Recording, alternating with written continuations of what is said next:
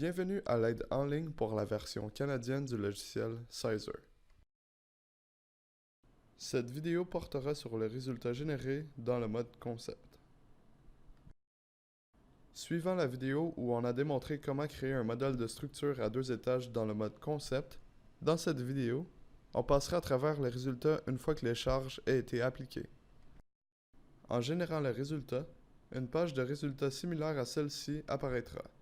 Premièrement, l'information sur la compagnie et sur le projet que vous avez entré dans la section Settings sont affichées ici. Sizer sépare le résultat par groupe et les groupes sont séparés par leur niveau.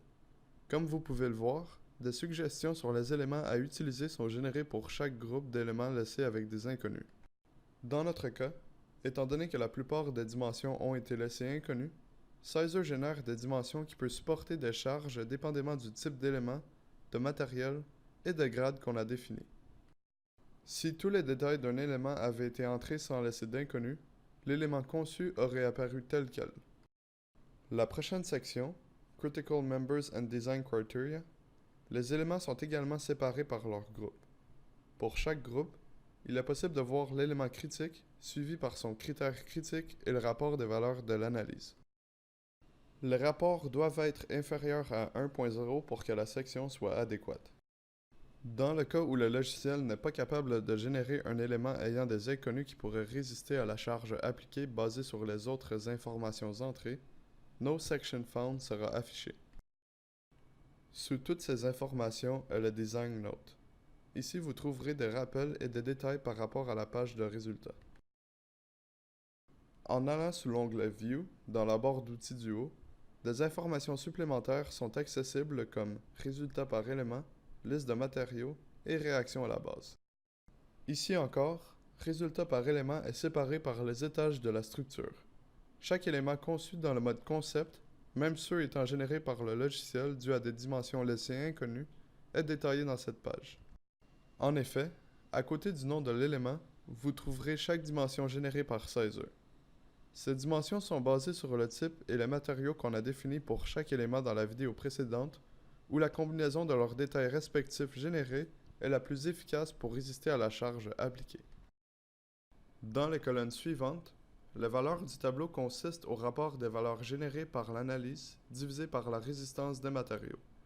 L'information affichée inclut les moments positifs et négatifs, les forces de cisaillement et les forces axiales, la flèche ainsi que le critère de résistance au feu.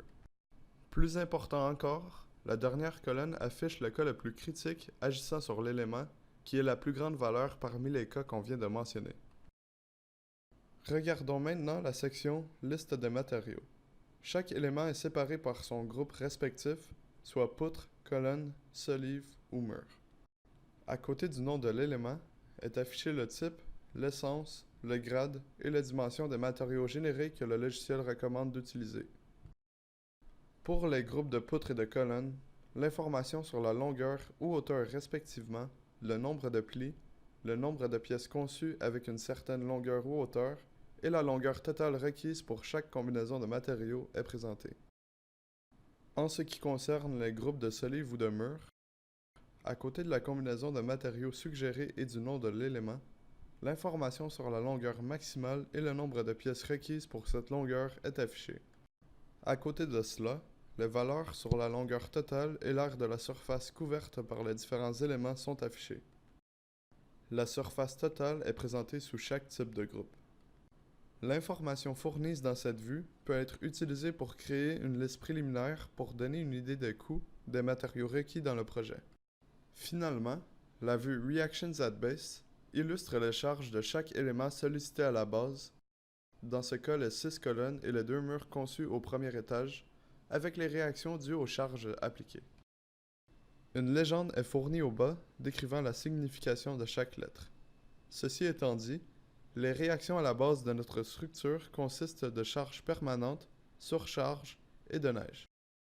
Vous devez garder en tête que le mode concept n'est seulement qu'un outil de conception préliminaire dû à ses hypothèses, comme expliqué dans la vidéo 6.1. Même si les résultats générés dans le mode concept donnent une bonne idée de l'élément critique sollicité, une vérification plus précise peut être effectuée en transférant les éléments dans le mode beam ou column. Pour cet exemple, on va transférer la poutre du centre B2 du premier étage dans le mode Beam. Pour ce faire, il faut sélectionner la poutre dans la vue Poutre et vous pouvez ensuite changer le mode à Beam.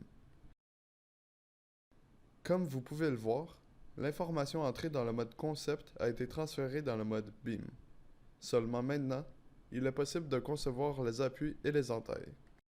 Étant donné que la poutre repose sur les colonnes C2 et C5, on va définir la configuration des appuis comme ils apparaissent dans la vue Materials List, donc une colonne composée en SPF numéro 3 stud de 38 par 184. En appliquant cela sur tous les appuis et en laissant les autres informations telles qu'elles étaient dans le mode Concept, une grande sélection d'éléments recommandés par Caesar est générée. Avant de choisir un élément, la liste des éléments suggérés qui résisteront à la charge est disponible avec son rapport de flexion, son rapport de cisaillement et d'autres informations utiles. Des informations détaillées des calculs sont fournies une fois l'élément choisi. Une fois les résultats générés et que l'élément est choisi, les résultats d'analyse et les pages de diagrammes deviennent accessibles. Premièrement, dans l'analyse de résultats, vous trouverez le type de charge, de distribution, l'emplacement et l'ampleur des charges pour les éléments qui sont affectés par la charge de la poutre en question, qui est la poutre du centre au premier niveau dans ce cas. Le second tableau affiche les différentes combinaisons de charges utilisées pour déterminer le cas de charge critique. En déroulant vers le bas, l'ampleur des forces de cisaillement et de flexion sont affichées à côté de chaque numéro de cas de chargement défini dans le tableau précédent ainsi que la portée en flexion. L'information sur le coefficient KD utilisé dans la combinaison de charges est affichée dans le reste du tableau. Finalement, le diagramme d'analyse affiche le diagramme de réaction, cisaillement, flexion et flèche totale pour la poutre conçue. Le diagramme de réaction affiche les charges de soulèvement et les réactions aux appuis. Le diagramme de cisaillement et de flexion affiche la position du cisaillement et le moment de flexion, respectivement, tant sur les côtés positifs que les côtés négatifs. De plus, la combinaison de charges qui était critique est affichée. Le dernier diagramme affiche les résultats des flèches positionnées sur plusieurs points, avec la flèche totale critique illustrée d'un point rouge.